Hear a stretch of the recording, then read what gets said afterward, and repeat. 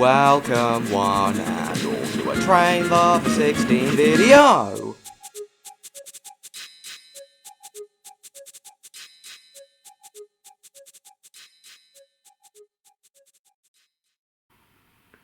Hello, my lumpies and germs. Welcome to my first VHS review of 2023. Today, we're starting the year off with something a little bit different. A documentary from 2003 about the Romney, Hythe and Dymchurch Railway.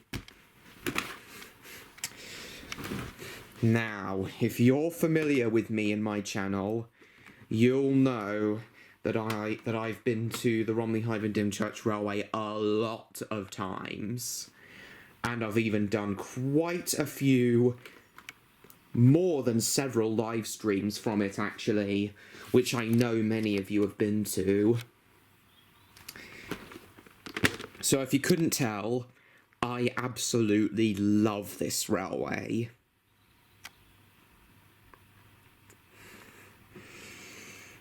I love its charm. I love the fact that it has that all the engines are that all the miniature engines are based on designs of full-scale express engines. Well, loosely based on, anyway. I love the feeling of speed you get when travelling on the trains, despite the trains doing only 25. But as I said before, when you're on the trains, it feels more like 75, because the trains are 3 times smaller than normal trains. Therefore, the speed is feels 3 times as fast. Yeah, I love the charm of the railway. I love all the engines. I love all the other things that you can get to do on and around the railway. I love the peace and tranquility of Dungeness and its fish and chips. I love the model railway at New Romney. I love it all. Oh, and I love watching the engines turn around on the turntable at Hythe. Yeah, it's a beyond fantastic railway. If you've never been, I'd highly, highly recommend that you go as soon as you get the chance. The Romney, Hythe and Dymchurch Railway is without question one of my favourite places in the world. But if you want to know more about this railway and more about why I love it so much, then stick around for this video and this documentary. So here we've got the front cover, made by Graham Whistler Productions. I've done a review of a Graham Whistler VHS before. I've also got Graham Whistler's DVD release of the Romney, Hythe and Dymchurch Railway from 2011, and their DVD release of their 90th anniversary gala from 2017. Exempt from classification, it says there. So it says there, it was released on the 17th of July 2003, and it has a running time of approximately 60 minutes. Oh, one day after the railway's birthday, as a matter of fact. Yeah, it opened on the 16th of July 1927. Yeah, one day after the railway's 76th birthday. Right, guys, sit back, relax, go get some snacks and a drink if you like. This review's going to be about 65 to 70 minutes long. See, usually this tape would be $14.99, but I actually got this from the RH&DR's model exhibition for just £2. I think you guys may remember me actually purchasing this VHS the last time I did a live stream from the Romney, Hythe and Dymchurch Railway. Here we are, Graham Whistler Productions. And guys, hopefully, my first visit to the railway this year is hopefully going to be on the 26th of March. And yes, I will be live streaming from there as well. So I hope you're looking forward to that. Okay, in you go, VHS. Then the VHS starts immediately, so quick, put the camera on the tripod. Let's go. See what I tell you. Oh, I love the Graham Whistler theme song. And there's Samson, loco number 6, looking a lot different than how he looks now, with red side rods and smoke deflectors and a much smaller tender and a much deeper Great Eastern Railway blue livery as well. See, the RH&DR that's showcased in this documentary is quite different from how it is today. A lot of changes have happened to the engines and the railway over the past 20 years.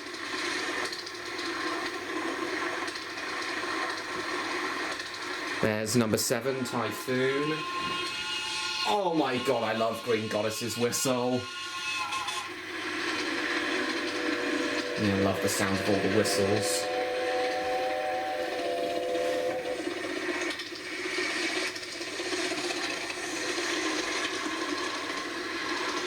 Is there a place in the world that isn't Disneyland where fun is policy? I don't know, is there?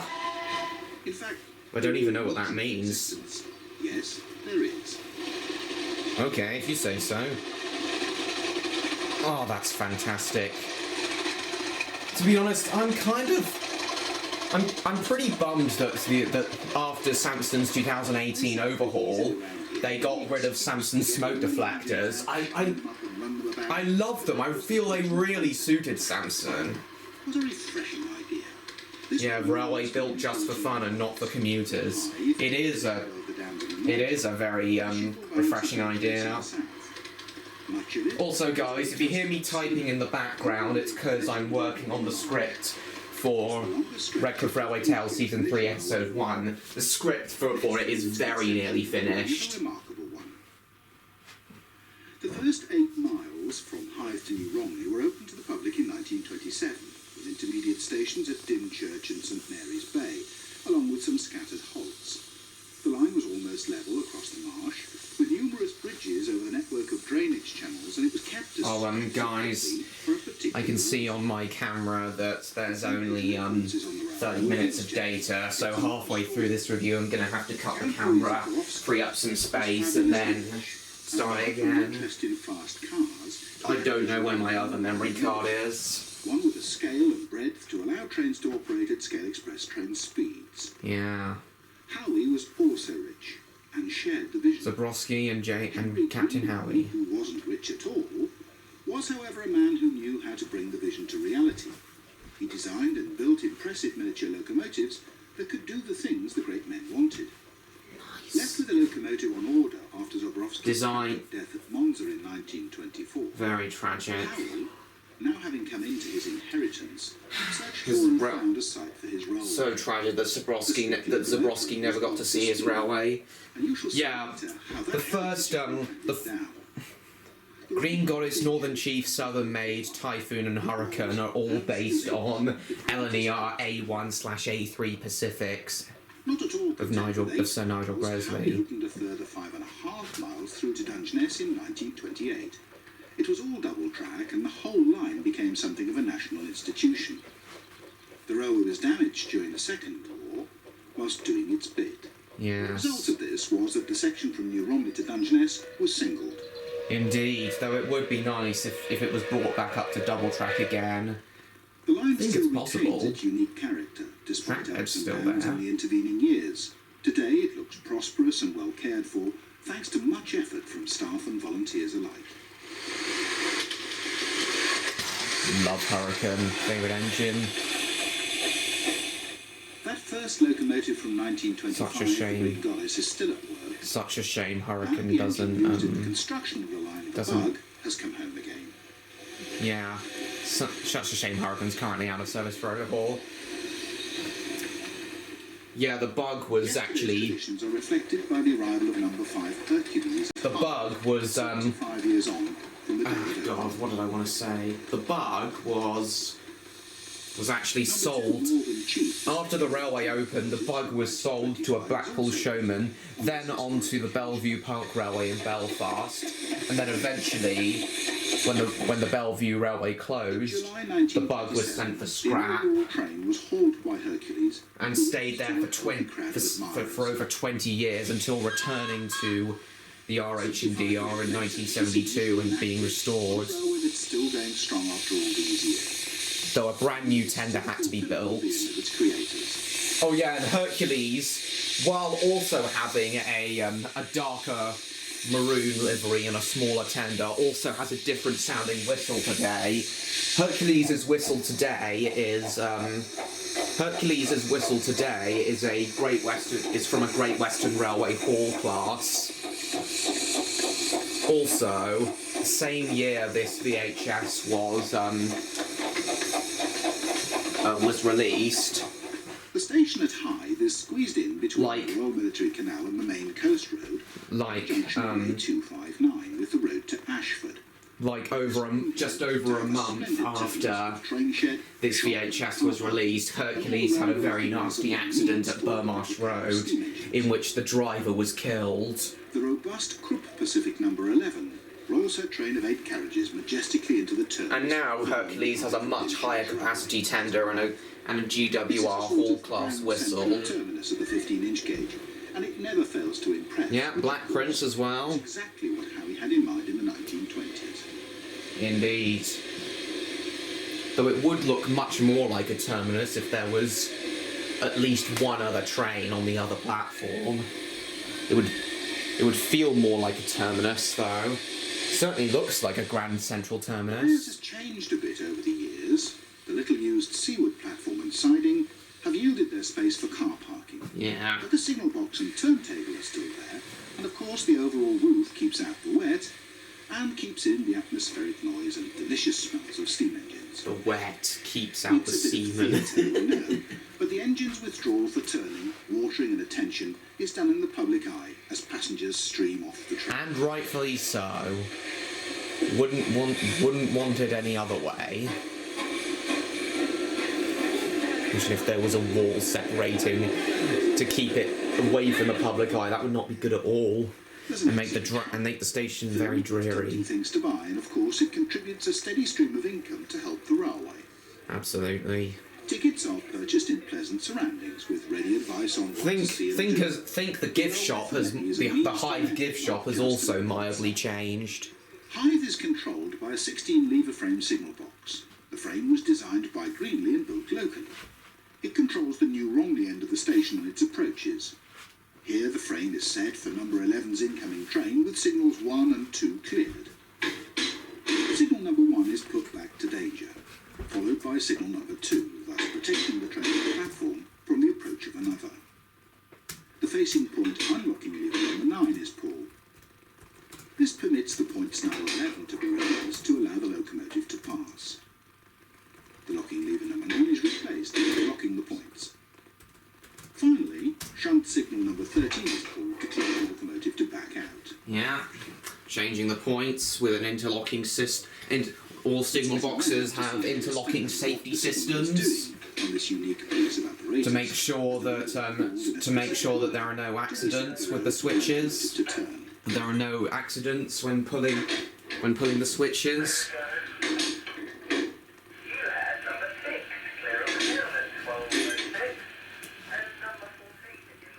Once done, the register is filled in to the voice of the controller on the radio. And 11 passes by in reverse, heading for the turntable.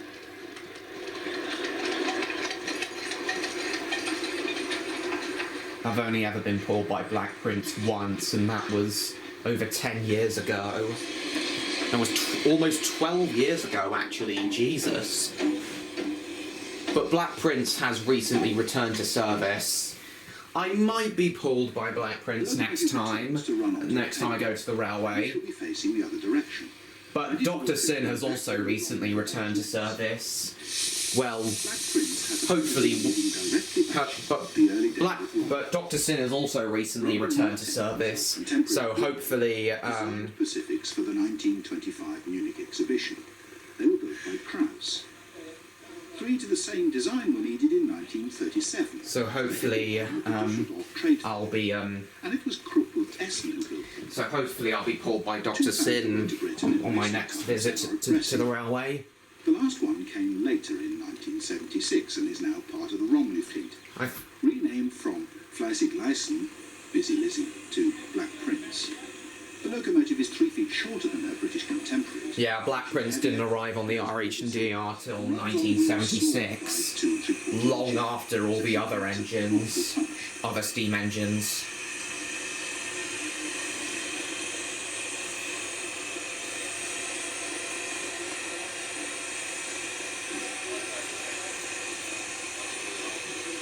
Oh, what did I want to say?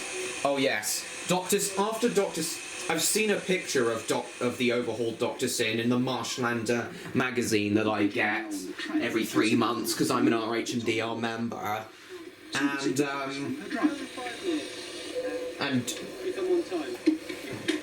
Dr. Sin now looks similar to how he looked in the late 70s and early 80s, at least from what I can tell. And signal 15 is cleared for departure.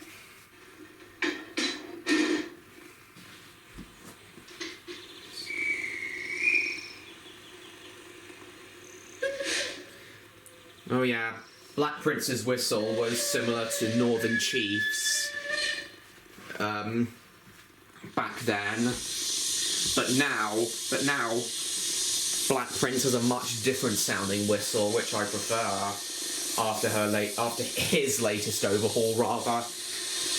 God, I really do hate it when trains with when any vehicle with masculine sounding names is referred to as he.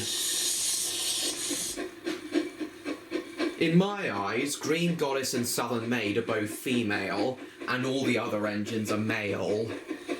All the other engines have masculine sounding names, so in my eyes they're all male.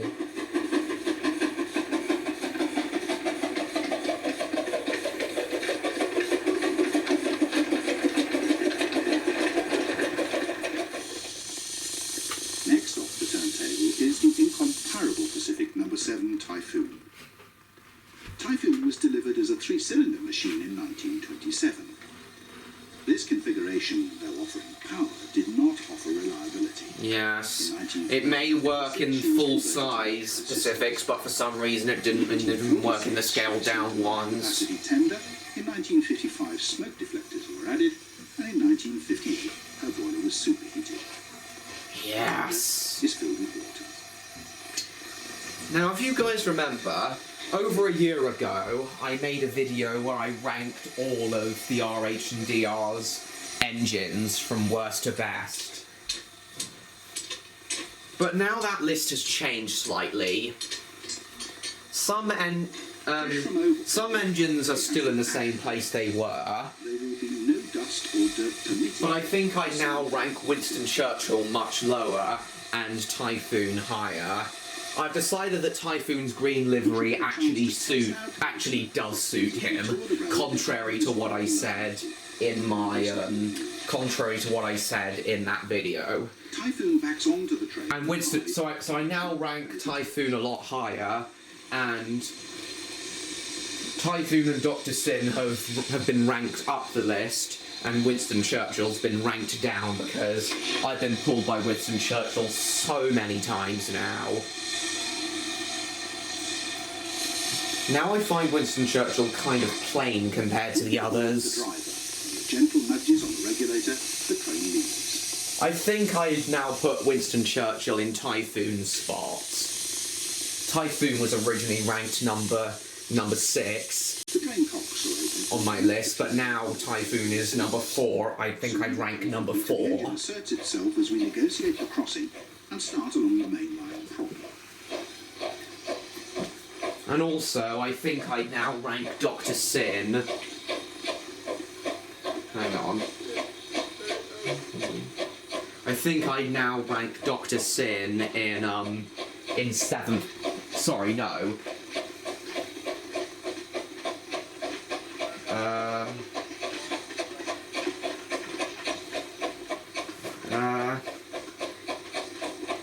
I think I'd now rank Dr. Sin in either 7th 7th or 6th place, either above or below Winston Churchill. I'm really not too sure. Trailing behind.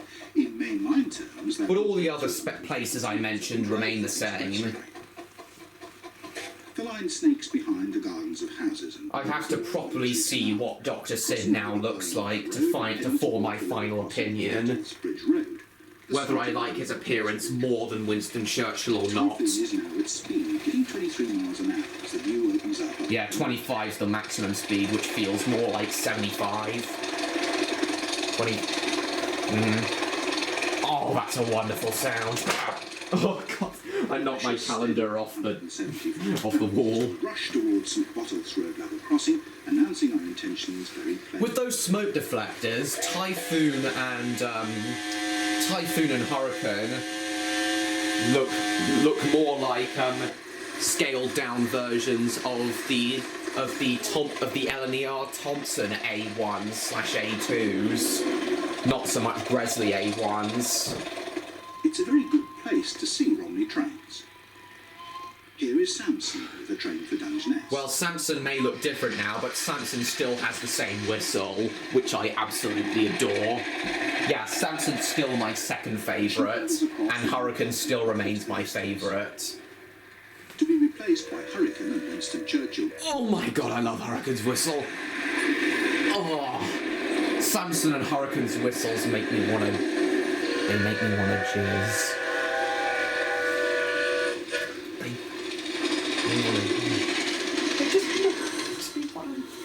From here, the railway runs straight across the marsh heading to Dymchurch and crossing the Willow at near to sea level. The next level crossing is at Burmarsh Road, and trains slow here to 10 miles an hour. On across the new cut bridge. We blow for a track worker and make sure he hears whilst travelling at speed. Yeah, we didn't. Why did Typhoon whistle? Typhoon whistled miles before reaching the track worker.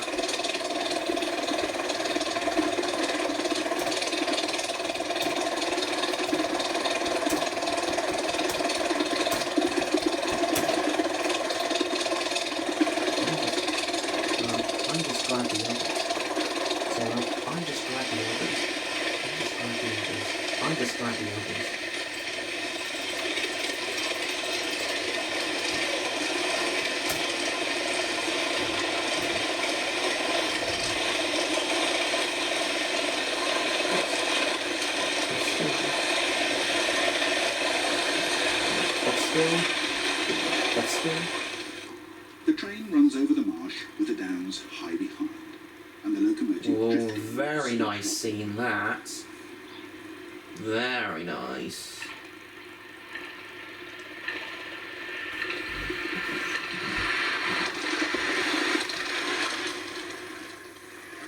Slow to 10 for the crossing.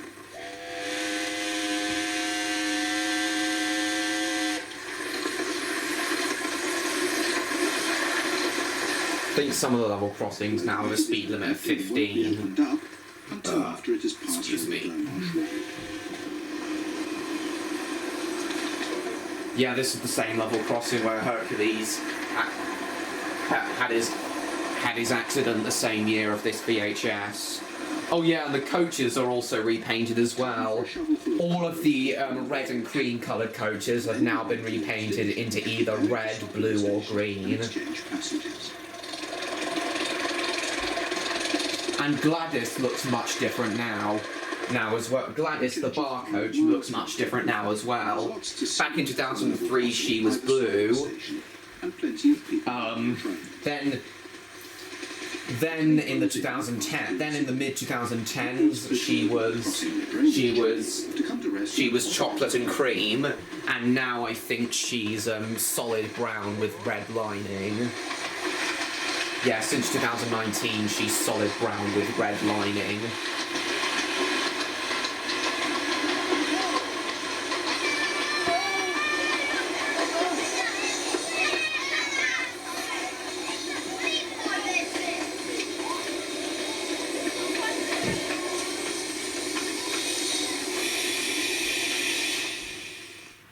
Dymchurch was rather grander in days gone by, with an overall roof, crossover, a platform siding to turn back trains to New Romney, and a signal box to control... Oh, I didn't know that Dymchurch used to have a bay platform. I knew about the siding just outside it, but I didn't know it used to have a third bay platform.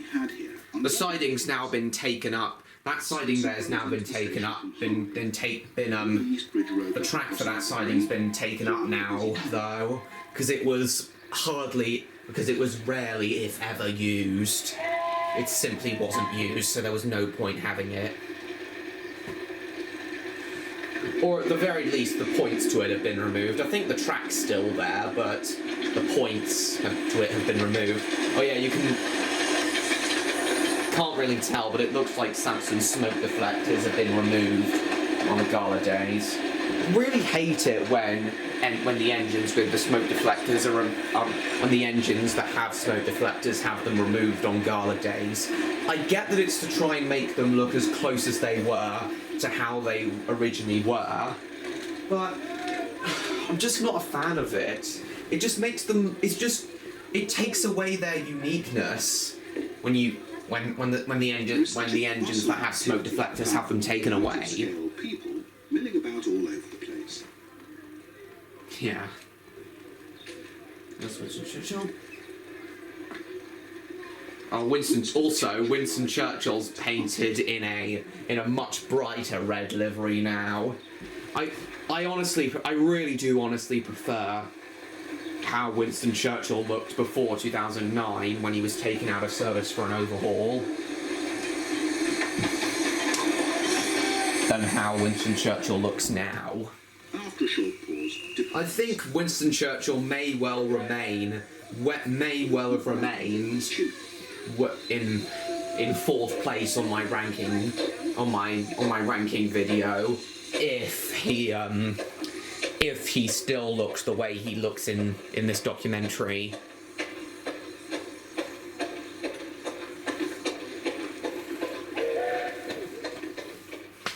The first 4 vehicles in the train are restored teak coaches. Oh yeah, the teak coaches haven't changed. I don't think they've changed at all since 2003. A succession of departures to New Romney now. The first is number 5, Hercules. Yeah. Oh, wheel slip. Love this stuff. I love it. Love hearing wheel slip. Oh, that is a wonderful sound.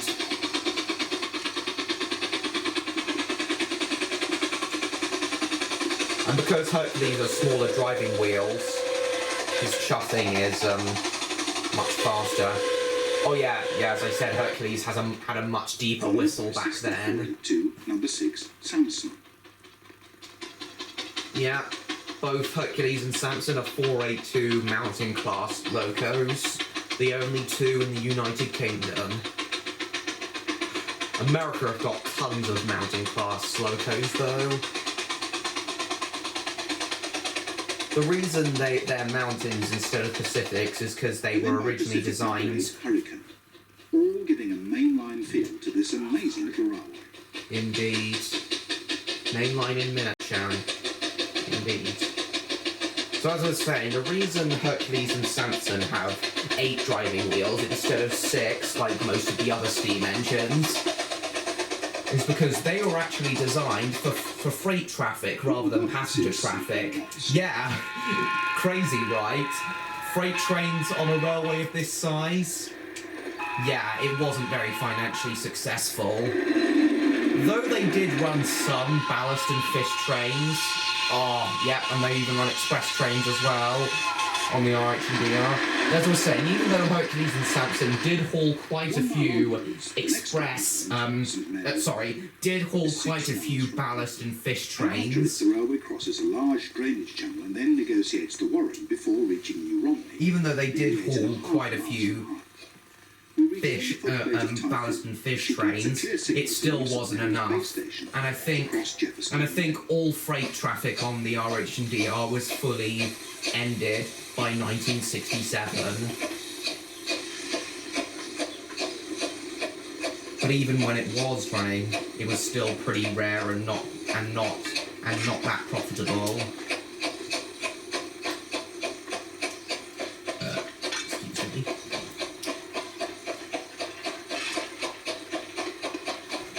15 years from 1931 to 1946, because of how little freight traffic there was, Samson saw very little use and rusted away in the yard, and being used as a source of spare parts for Hercules. But finally, in 1946, once the railway's finances had been built back up again after the war, And at the same time, Samson was given a complete overhaul at Hythe near Brighton, and I think was back in service by 1946. As we gather speed on the approaches to the Duke of York's Bridge, over the delightfully called New Sewer, and sweep round the curves. Yeah, the Duke of York travelled on the railway in 1926 before it had opened to the public.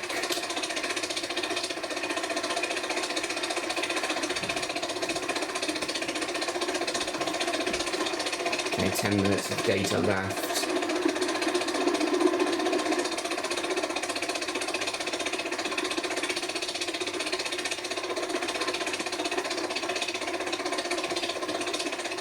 Number 8 Hurricane roars into view in the other direction, bound for Hythe at full running speed. Oh, fantastic. So fantastic. And there's Gladys again.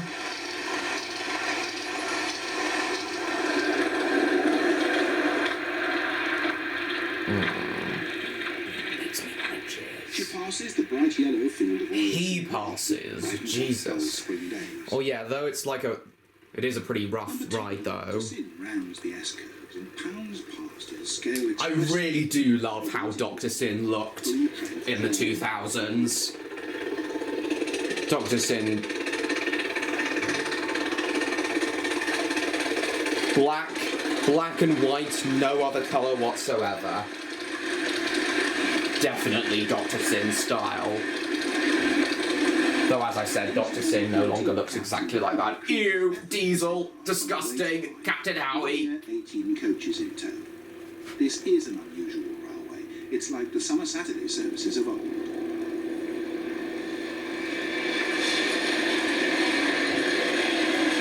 Captain Howie may have a nice livery. Oh, here's Samson again. Captain Howie may have a nice livery, and be named after. She bursts forth from the Warren Bridge. Very nice. Through the gentle curve, rapidly Very tranquil scene. Oh, very nice shot, that. Yeah, as I was saying, Captain Howie may have a nice livery, but I hate how the diesels are used in regular service. Yeah, River Might from the Ravenglass and Esdale Railway. The basis for the Arsdale Railway in the Railway series. Yeah, as I was saying though, even though I really hate how the RH&DR even today still runs diesel trains in normal service. During high season I understand, but during quieter months, no. Pacific number 11 Black Prince. Running the diesels excessively takes away the part of the railway's charm. The diesel should only be used on very high season days when there's a lot of passengers visiting the railway and a lot of trains that need to be run.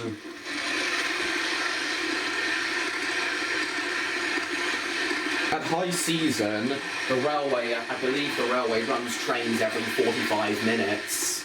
With the exceedingly well-patronised bar car Gladys at the rear. Oh yeah, I've never been in Gladys before, but I really want to. To number 1 Green Goddess. Yeah, a buffet car on a miniature train. Isn't that fantastic? Lovely shot, that.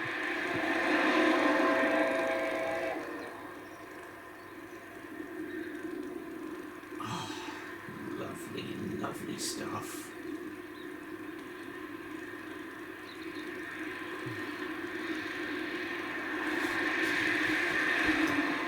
Green Goddess comes on, still accelerating to reach full line speed and disappears through the bridge. Excuse me.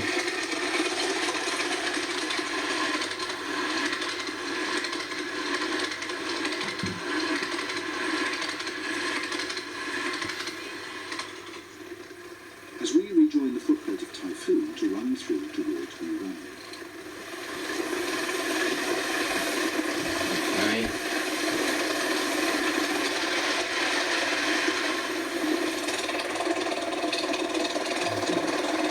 That's the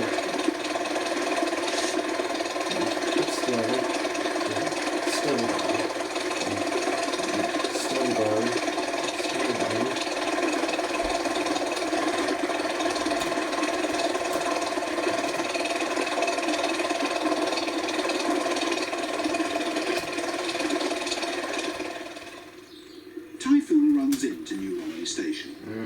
The driver collecting... Yep, the headquarters of the railway. The New Romney Sound single line token mounted in a pouch attached to a hoop.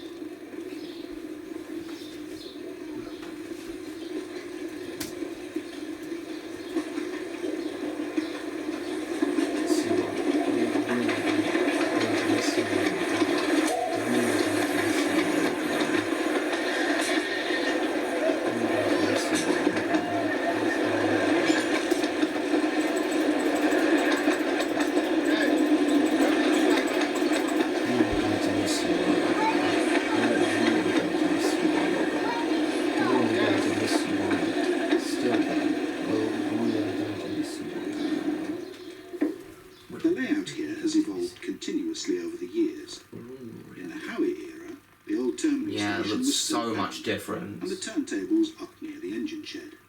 Much more terminus platforms. The turntable has now come into Now the only old one station terminus yard where the platform. passengers can see it.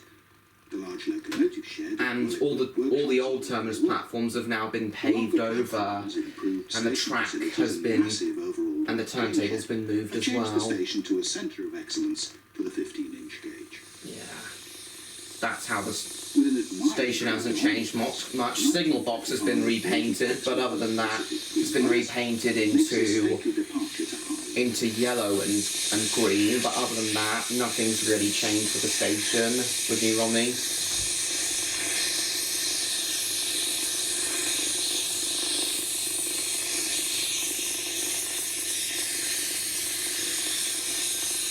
Oh, hang on. Oh, I can keep going for a little bit longer.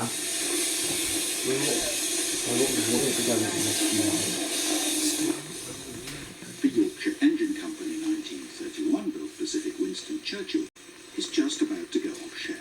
Yeah, loco numbers 1 to 8, with the exception of the Bug, they are all built by Davy Paxman of Colchester.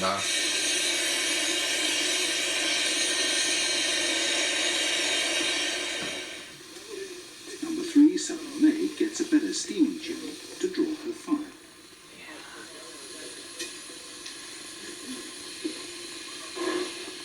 Yeah. Southern Maid and Northern Chief are still mid-tier for me.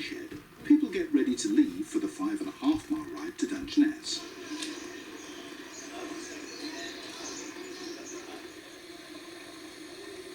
Very nice display. Northern Chief number 2 loses her protective blankets, which are neatly folded, as she stands alongside Hurricane number 8. Getting her ready for the day. There's the Bug. The Buggy. This is one of the days that the Krause built number 4, the Bug, is in steam, and she's enjoying the attentions of the oil can. As Northern Chief moves forward to make room behind, she has that slightly used look that venerable steam locomotives acquire. Yeah. But she's very clean. Yeah, the Bug's the railway's smallest steam engine. You can tell it was built just for construction. And even today the Bug's rarely used. I've only ever been pulled by the Bug once when I went to a Basil the Bug day in 2015.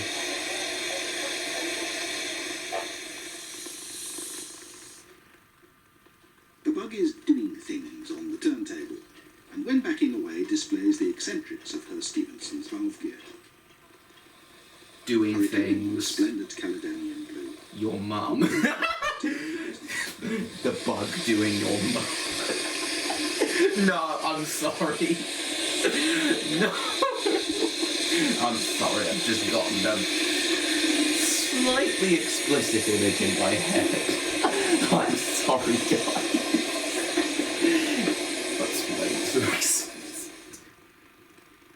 Hythe Hercules is in the background as number 6 Samson runs past Hurricane. Oh yeah, on the 2011 DVD, Graham Whistler DVD of the RH&DR I've got, the narrator often gets some of the engine's names wrong. He calls Green Goddess Southern Maid. He mistakes the name Southern Maid for quite a few of the engines many times. The station's worth a visit for refreshments and the extensive display of models. The buffet has plenty of room in the early part of the day. Oh, the cafe looks very different. They aren't, those comfy chairs and tables aren't there anymore. And some splendid models in glass cases like this sterling symbol from the Great War. Yes. But what everyone comes to see is this massive model railway. Model railway hasn't changed much. Kids out of here, large and small. Large and small, yeah, big, yeah, kids with adults with the minds of kids. It's hard for me to get out of that model railway too. I just love it. The artificial mountains and tunnels on that railway, on that model railway.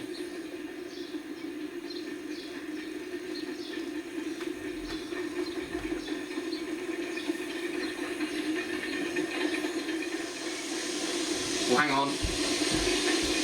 Oh, 1 minute of data left, guys. I'm gonna have to pause the VHS and cut the camera, change the battery. Sorry, I mean, free up space on my card. I'll be right back, guys. Alright, guys, I'm back now. Let's continue. Hang on, rewind so we can actually hear the audio. The audio doesn't cut out, we don't miss a bit of the audio.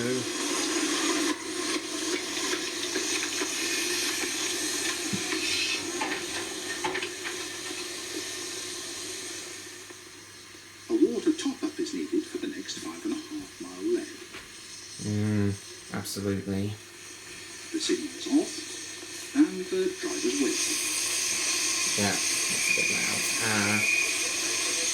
Yeah, with these engines being smaller, they can't run that fast. Sorry, they do need frequent water top-ups. Well, not that frequent, but you know what I mean. All steam engines need frequent water top-ups.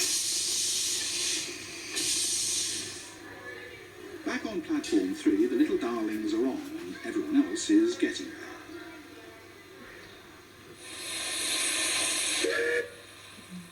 Hurricane draws the heavy train out of the platform and off towards St Mary's Bay, Dymchurch and Hythe.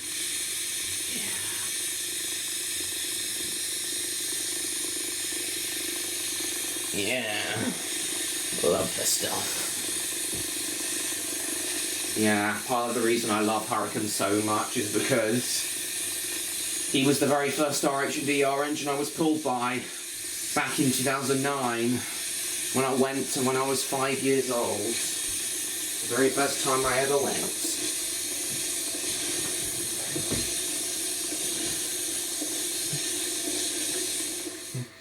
Garner's produced visiting engines.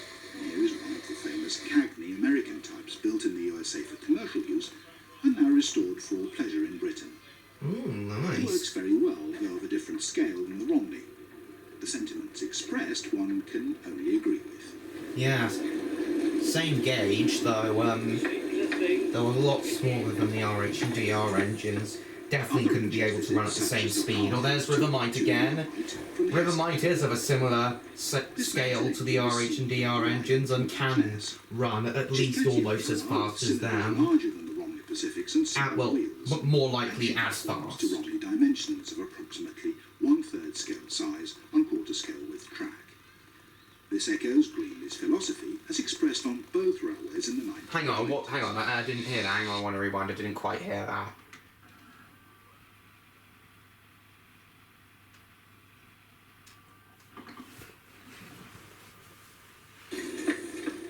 Other engines visit, such as the powerful 282 Rivermite from the Eskdale line. This mountain engine is seen here arriving from Dungeness. She's plenty of power with cylinders larger than the Romney Pacifics and smaller wheels. and she conforms to Romney dimensions of approximately 1/3 scale size on quarter scale width track. This echoes Green's philosophy as expressed on both railways in the 1920s. Okay. One of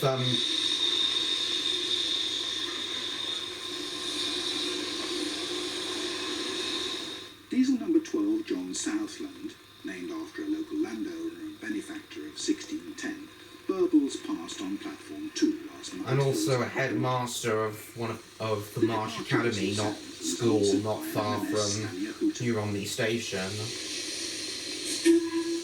John Southland is now called J.B. Snell, after the man who saved the RH&DR from closure in the 1970s.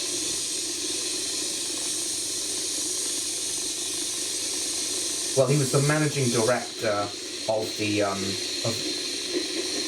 railway after it was saved from closure by Sir William McAlpine.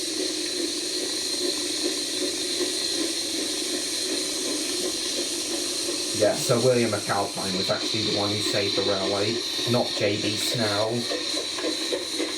But he was the managing director of the railway in the 70s. She soon gets going. In the mid-70s, rather. His name is Mike.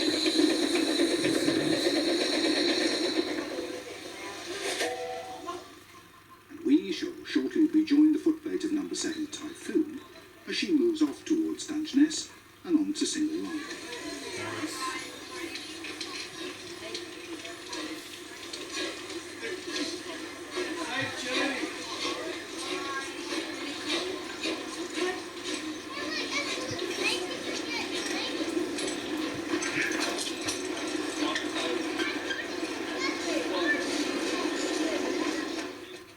The transit onto the single track comes after clearing the tight bridge under the road. It's actually a tunnel. Well, the bridge looks like a tunnel anyway, and it's slightly long, and it's longer than most of the bridges on the RH&DR. Yeah, it feels more like a tunnel than a bridge, so I count, and because it's slightly longer, I count it as a tunnel. It's just under 2 miles between New Romney and Romney Sands. On the right, the marshland gradually gives way to the massive shingle bank of Dungeness. And on the left, Dungeness is a very tranquil place, as I said. The single line doesn't affect the speed. The exhaust is cracking. And rightfully so. The curve to reach the straight that leads to Greatstone. It's called half-mile curve because the curve curves round for half a mile.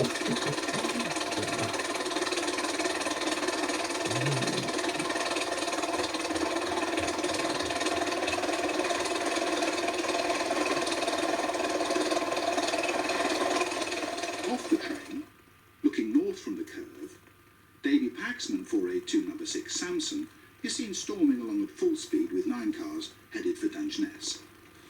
No, ideally, the train should have like 12 coaches. Oh, there's Ruth. The green coach was Ruth, who's also now painted chocolate and cream. And later, from along the straight from Greatstone, Pacific number 2 Northern Chief passes at speed in the direction of New Romney. I don't know why I made that noise, guys. It's stupid.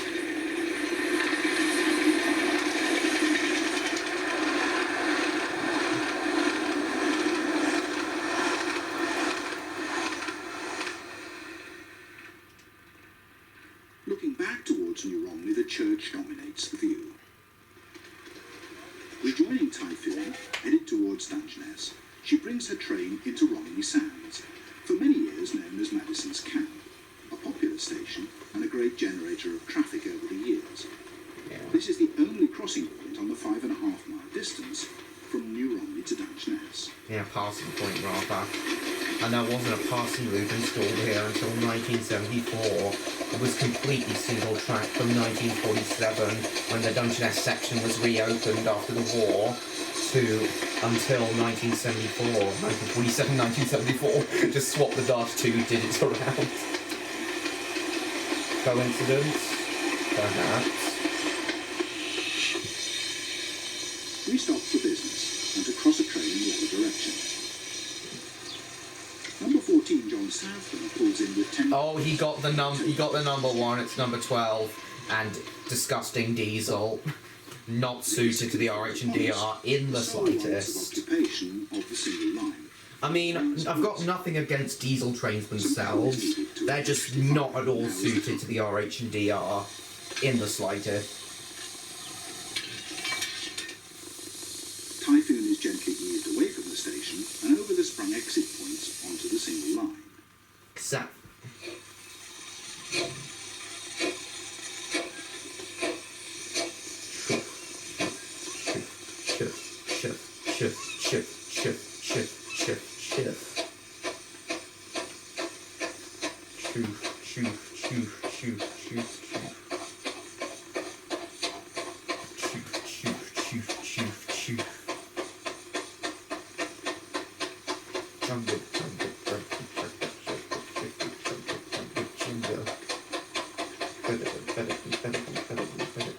We shall rapidly reach the pilot, the site of a former halt, 2 level crossings and a drinking establishment of that name. Then we will be in the wild shingle banks of Dungeness and enter the loop to turn the train. We traverse the level crossings and move on towards the dark shapes of the Dungeness nuclear power station. Yeah, nuclear power station still in service. But Dungeness Power Station A, is now closed since 2006. It was still operating when this was filmed, at the time this documentary was made. Trains travel clockwise round the loop. Yeah, they have to go slowly over the points, over the Britannia Spring points. And the two are seen returning towards the level crossings with much announcement.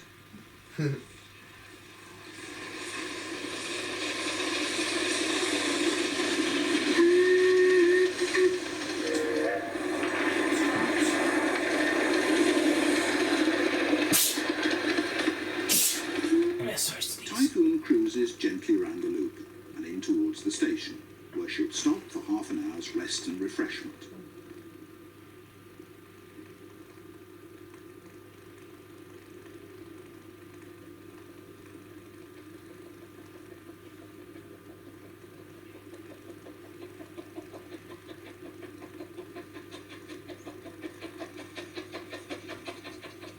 The platform's deserted for that reason. People are all busy elsewhere. Yeah, either visiting the power station, climbing the lighthouse, having lunch, or walking along the the shingle. cafe at Dungeness, business is looking rather sparse. Oh, the cafe nowadays is very different. I remember when the cafe got a major overhaul, and because of it, trains didn't stop at Dungeness for ages. And even then, the cafe was the new building of the new cafe was delayed, so there had to be temporary services set up with like a route master bus as well. A route master bus had to be part of the temporary facilities. But then it finally opened in May 2016, the new cafe. Yep.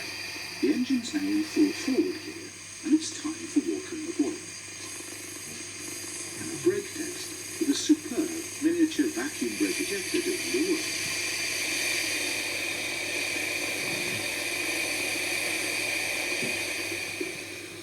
We've had our 30 minutes, and it's time to leave back to Romney and lots of people.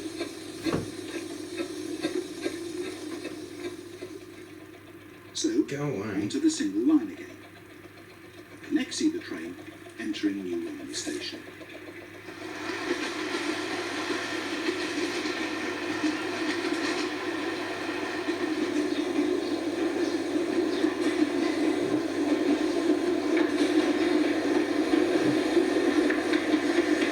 Back to New Romney now. Over 160,000 people visit the railway each year, so there's not that many here right now. Yeah, 160,000 people ain't bad at all. In fact, I say the railway probably deserves even more because of how. Rumbles in with an engine. Yeah, they may not. Yeah, they may not. Yeah, I think the permanent way department is separate from the rest of the railway. I think, as he said. I think that's what institute it means. But yeah, as I was saying,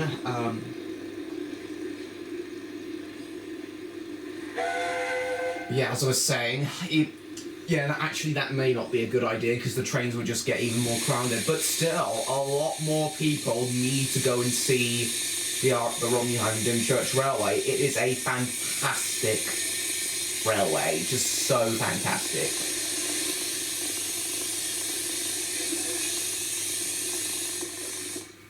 Typhoon eases her train gently out of the station. It's heavy and there's no rush. We will be going quite fast enough soon. Yes.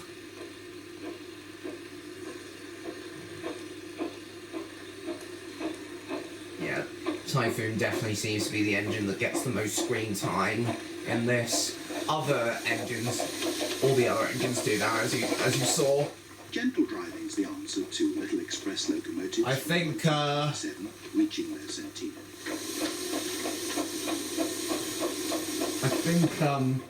We accelerate away, seen from an unusual viewpoint. Oh yeah, yeah, Samson probably gets the second most amount of screen time. Oh yeah, the diesel, one of the diesels, filming Typhoon on the other track, running alongside. The work goes on to improve the railway. New storage and workspace, new rails, we pass them all, as Typhoon leans harder on her train, urging upward the speed of the 11 cars behind her. Should be 12. That was a string to compute, I think that was the... Oh, I don't know what that coach is. Whatever. It was probably just a normal coach. Normal RH&DR coach.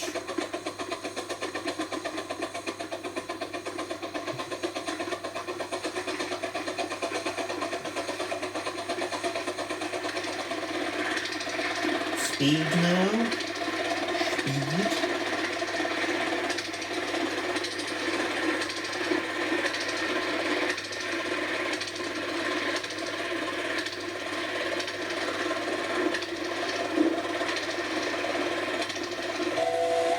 Very nice. Lovely stuff.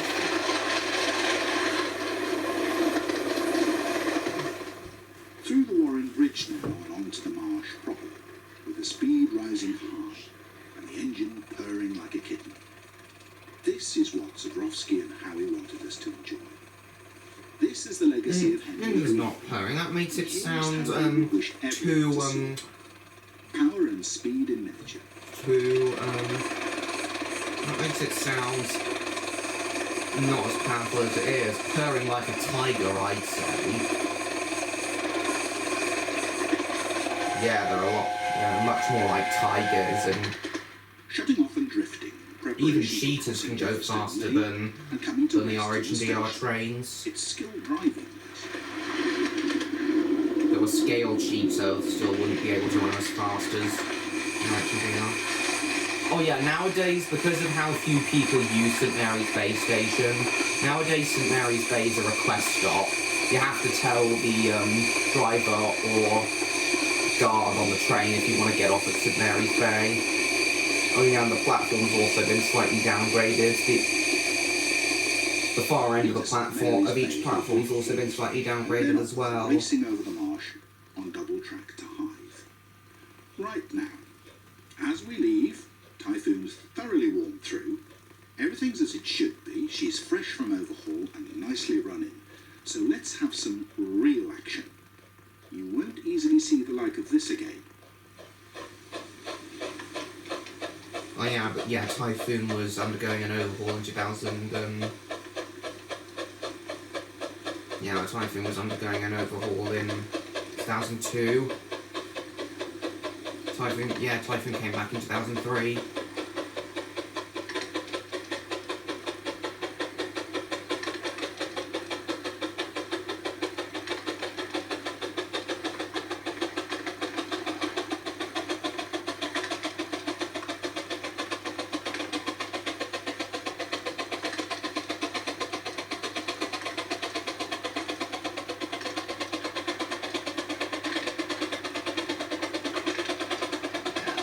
some high-speed action, bitch. Love that shuffling, boy. Fantastic.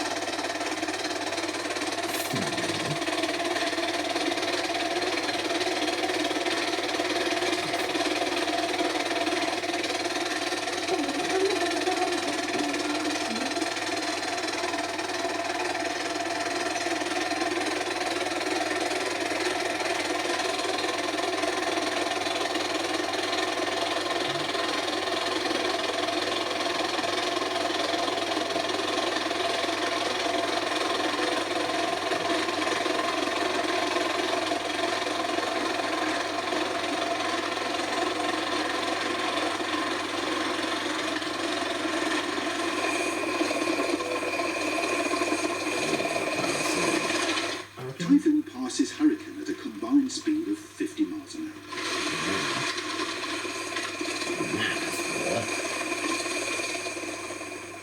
Slow for Burmarsh Road and power back on again straight after.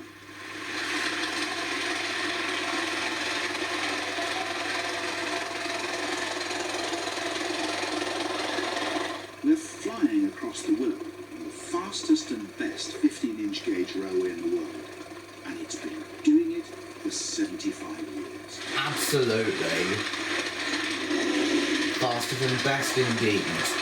Now it's been doing it for almost 100 years, which is even more fantastic. Still can't believe that that the railway and most of its engines are now almost 100 years old. Botolph's Bridge Road, only a couple of miles to go. Will we stop in time? Of course we will. The downs rise ahead, with Lynn and Sandling on the top.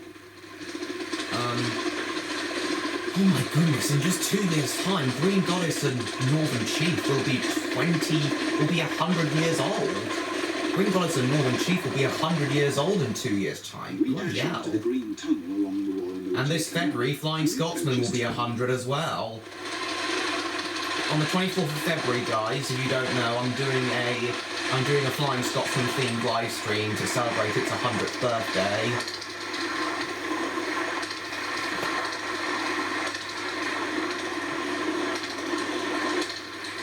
We run into the station past 2 signal, 8 points, 7 points. Why did you say 7 points? Can we run past 8 or 7 points? Tell me, narrator, what do you mean?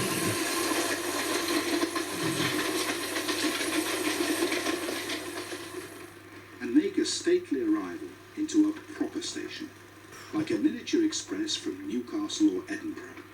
But Romney, Hythe and Dymchurch has got it all. Yes.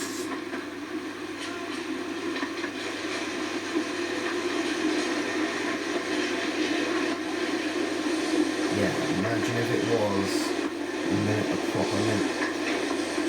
But running at 25 miles an hour, if a miniature train actually tried running at 25 or maybe 30 miles an hour from Edinburgh all the way to London King's Cross, how long would it actually take?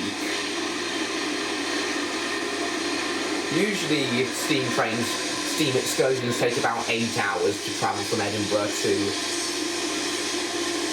London.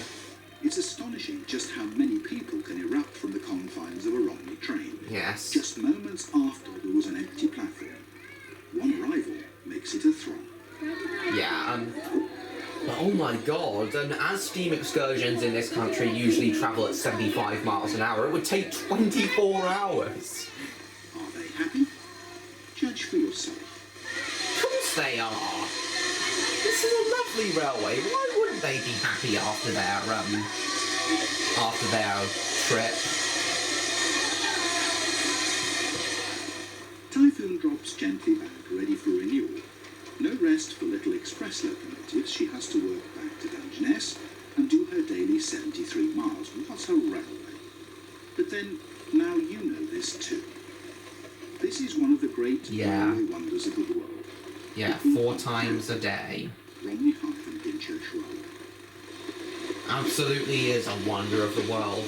Wonderful railway, very, very charming, fantastic locomotives, fantastic staff, so much to do. Little express trains inspire you. Many people support this unique and wonderful institution. And perhaps now it is obvious just why this is so. There's a website that tells all about the line. A speedy visit is recommended for the interested. Yeah, I've visited that site so many times and up to do. Fantastic railway. Beyond fantastic railway. Guys, as I said at the beginning of this review, on location during 2002 and 2003, General Manager, Danny Martin, he's been the manager of the railway, unlike Jake's, I know, I recognise his name as well. I think he's still around, I think he's still driving. Yeah, Danny Martin, I think, is also still the manager of the current general manager of the RH&DR. Yeah, beyond fantastic railway. As I said at the start of, Jon Snow unfortunately died in 2014. Yeah, Graham Whistler Productions, West Sussex. Yeah, beyond fantastic railway, guys. As I said, it's a beyond fantastic railway. If you've never been to the RH&DR, or have, but haven't been for years, please do go and give it a visit. Absolutely wonderful railway it is. In fact, guys, maybe in a few years' time, I could perhaps do a fan meet-up with all of you at the RH&DR, and we could, maybe I could hire Gladys and take some of you hire a private train and take some of you with me. Yeah, that really would be wonderful. Okay, guys, there's only 5 minutes of camera battery left, so I've got to wrap this up quickly.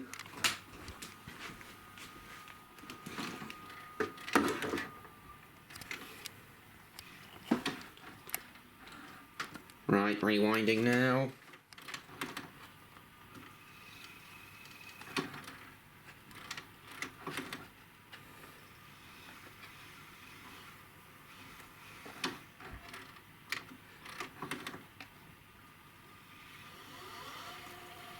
Come on, faster, rewind faster. Excuse me.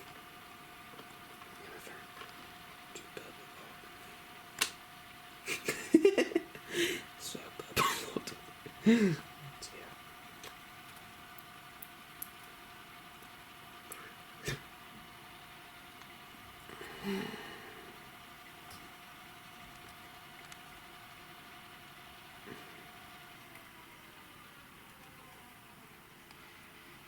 Come on.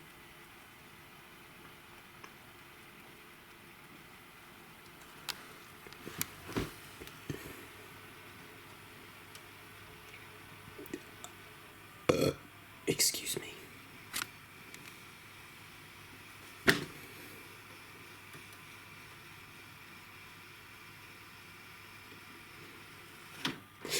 All right.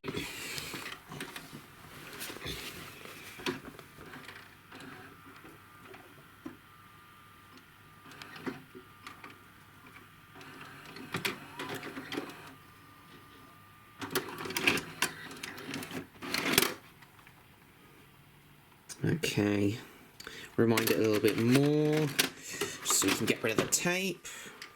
It does start immediately.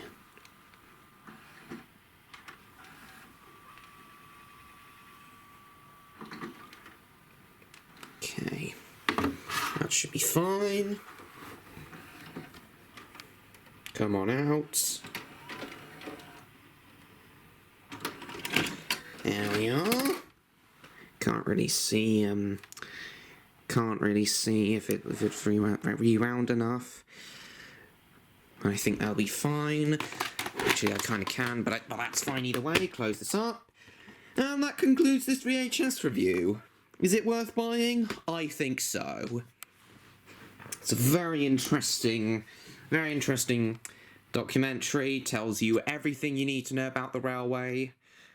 Well, everything plus the stuff I added to what was said in the documentary. My own knowledge that I know so much about the RH&DR. But yeah, but still, this VHS I feel is worth buying. I had a lot more fun doing this VHS review today than I thought I would. Thank you all so much for watching. I hope you're all looking forward to all of my all my other VHS reviews I've got planned for this year. Please like, comment, share this video with your friends. Don't forget to subscribe to me, Trainlover16, if you haven't already. And I will see you all in my next video. Bye bye, everyone!